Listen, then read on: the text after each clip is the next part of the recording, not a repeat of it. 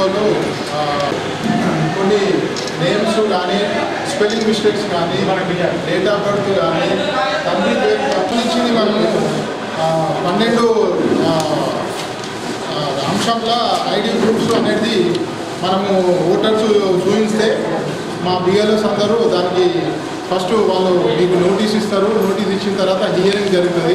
ఆ hearing date నాడు మళ్ళీ ఓటర్స్ వచ్చేసి ఓటర్లు వారి యొక్క సంబంధించిన డాక్యుమెంట్స్ అంటే ఎలక్షన్ కమిషనర్ గారు ఇచ్చిన 12 అంశాల ఒక ఐడి ప్రూఫ్స్ ఆ 12 దాంట్లోకి వెళ్ళి ఏదో ఒక అంశము ప్రూఫ్ చూపెట్టేసి బిఎల్ఓ గారికి హియరింగ్ రోజు వచ్చేసి వాళ్ళ దగ్గర ఒక ఫోటో దిగడం జరుగుతుంది.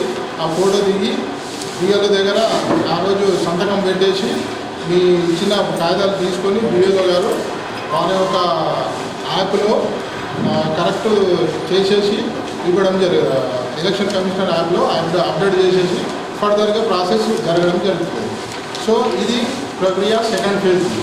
అలాగే మనం లాస్ట్ ఫేజ్లో ఏఎస్బీస్ అంటే ఫస్ట్ ఫేజ్లో మనం చేసిన ప్రక్రియ ఏంటంటే అందులో ఉన్న ఓటర్స్ అందరినీ మనం ఫామ్స్ కలెక్ట్ చేసినాం. కానీ కొందరు అందులో డెత్ వెళ్ళిర్రు, షిఫ్టెడ్ వెళ్ళిర్రు, తర్వాత డబుల్ కూడా ఉంది.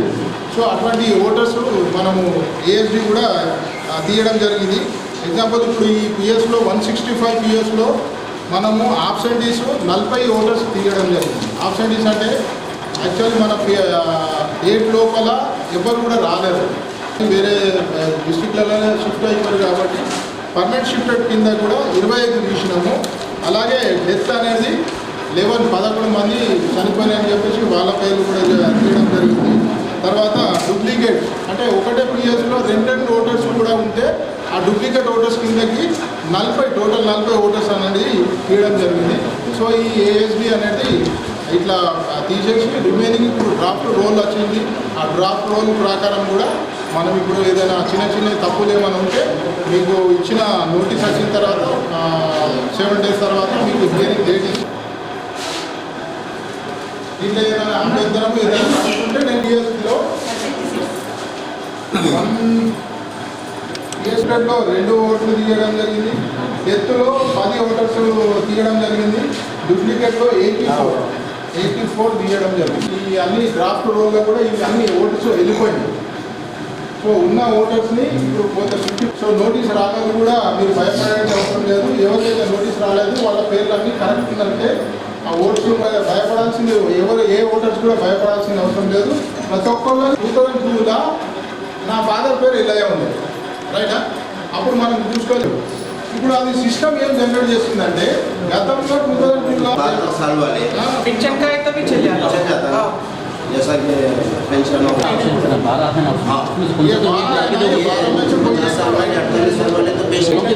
पेंशन का हमने पासबुक भी रहता ना सर, बैंक का पासबुक भी चलता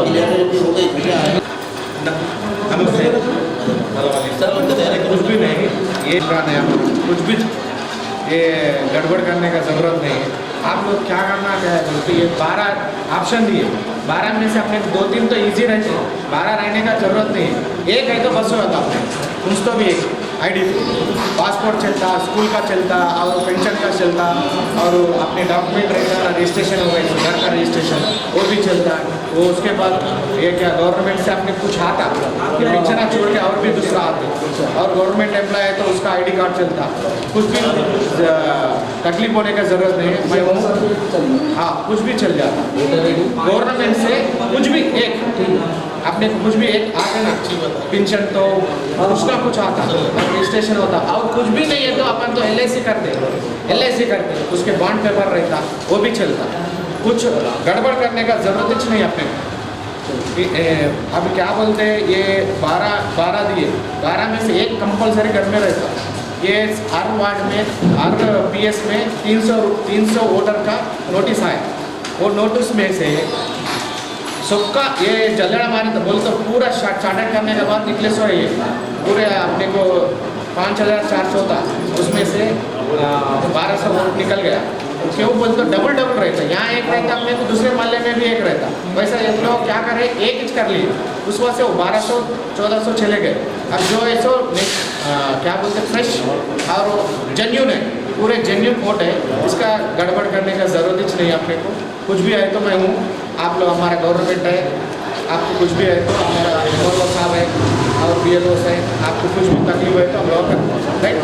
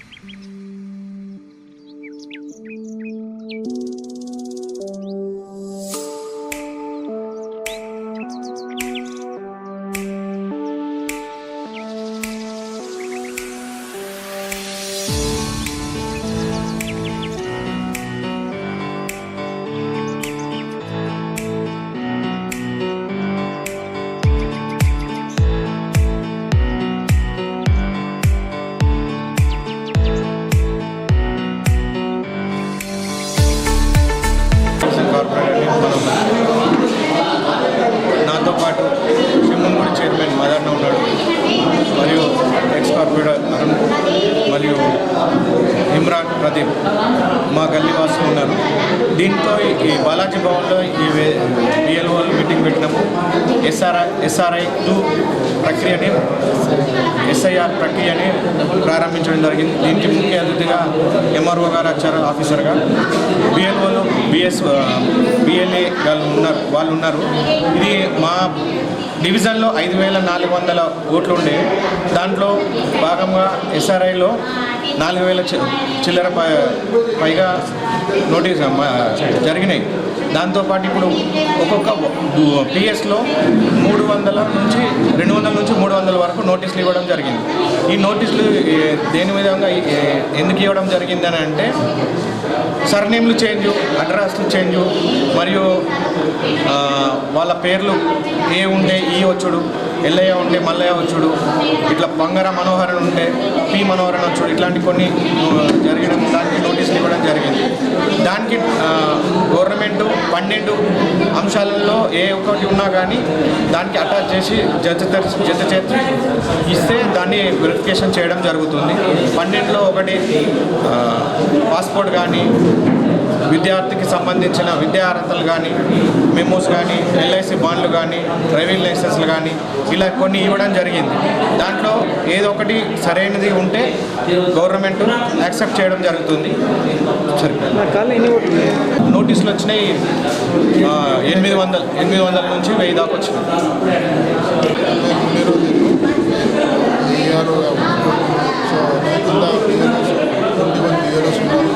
సో బాలాజీ భవన్లో 2 పిఎస్కి సంబంధించినవి, 165 పిఎస్కి సంబంధించిన బిఎల్ఓస్ ఒకటి, 166 బిఎల్ఓస్ ఉన్నారు.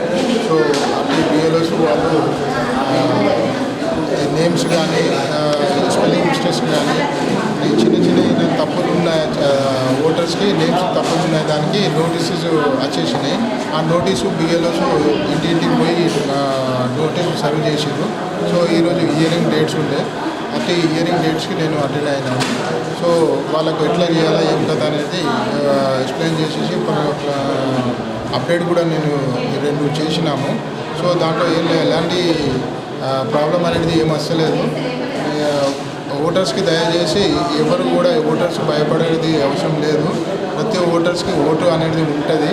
సో చిన్న చిన్న తప్పులు కూడా వచ్చినాయి కాబట్టి ఆ 2002కి ప్లస్ కొత్త దానికి వ్యత్యాసం కొద్దిగా ఇనిషియల్ కానీ నేమ్స్ కానీ స్పెల్లింగ్ మిస్టేక్స్ కానీ అటువంటి చిన్న చిన్న క్లారిఫికేషన్ మిస్టేక్స్ ఉన్నాయి కాబట్టి అటువంటి దానికి మా బిఎల్ఎస్ ఎస్ఎస్సి మేము కానీ 12 సర్టిఫికేట్స్ అనేది ఇవ్వడం జరిగింది ఎలక్షన్ కమిషన్ సారు. ఆ ప్రూఫ్ ప్రకారం ఆ 12లోకి వెళ్ళి ఏదో ఒక ప్రూఫ్ ఓటర్స్ తీసుకొని బిఎల్ఓ దగ్గర సంప్రదిస్తే హియరింగ్ రోజు తీసుకొని వస్తే అట్టి ప్రూఫ్ బిఎల్ఓ యాప్లో అప్లోడ్ చేసేసి అట్టి బిఎల్ఓ యాప్లో అప్డేట్ చేసిన తర్వాత అది ఓట్ అనేది అప్డేట్ అయిపోతుంది. ప్రతి ఒక్కరికి ఓటర్స్కి ముఖ్య గమనిక అండ్ నా యొక్క రిక్వెస్ట్ ఏంటంటే ఏ ఒక్క ఓటర్స్ కూడా భయపడాల్సింది అవసరం లేదు. దయచేసి ఓటర్స్ అందరూ బిఎల్ఓస్కు మా ప్రక్రియకి కొద్దిగా సహకరించాలి. సో మీరు మీ దగ్గర ఉన్న ఈ 12 అంశాల ప్రూఫ్ అనేది ఏదో ఒక ప్రూఫ్ బిఎల్ఓస్కి సంప్రదిస్తే అట్టి బిఎల్ఓ ప్రతి ఓటర్ని అప్డేట్ చేసేసి ఓటర్స్ని అప్డేట్ చేయగలుగుతాం. సో దయచేసి అందరు ఓటర్స్ బిఎల్ఓస్కి మాకు ఇంటి కార్యక్రమంకి సహకరించగలరని, తర్వాత మన ఏరియా కార్పొరేటర్స్ వాళ్ళు సార్లుగా బిఎల్ఏ ఏజెంట్స్ వాళ్ళు కూడా మాకు బాగా సహకరిస్తున్నారు. సో వాళ్ళు కూడా మాకు బాగా హెల్ప్ చేస్తున్నారు. వాళ్ళ సహకారంతో కూడా మేము ఎటువంటి మోటివేషన్స్ కానీ ఓటర్స్ అటువంటి కూడా ప్రక్రియ ఈరోజు అవగాహన సదస్సు ప్లస్ ఈరోజు గ్రామ సభ అనేది కూడా ఇక్కడ జరిగింది అందరి సమక్షంలో. యాక్చువల్లీ వచ్చే నెల 20 వరకు ఉన్నది. సో మేము ఎలక్షన్ కమిషన్ మన కమిషనర్ సార్ డేట్ వైజ్గా కొన్ని నోటీసెస్ ఇష్యూ చేస్తున్నారు. సో ఆ డేట్ ప్రకారం అంటే ఎగ్జాంపుల్ ఒక్కొక్క బిఏలో 20, 30, 40 అట్లా ఒక్కొక్క బిఏలోకి ఇస్తున్నాము. వాళ్ళు సర్వ్ చేసిన తర్వాత మళ్ళీ నెక్స్ట్ హియరింగ్ డేట్ కూడా దాంట్లో నోటీస్ వస్తున్నది. ఆ హియరింగ్ డేటు వాళ్ళు వచ్చిన తర్వాత వాళ్ళది అప్డేట్ చేసేస్తున్నారు.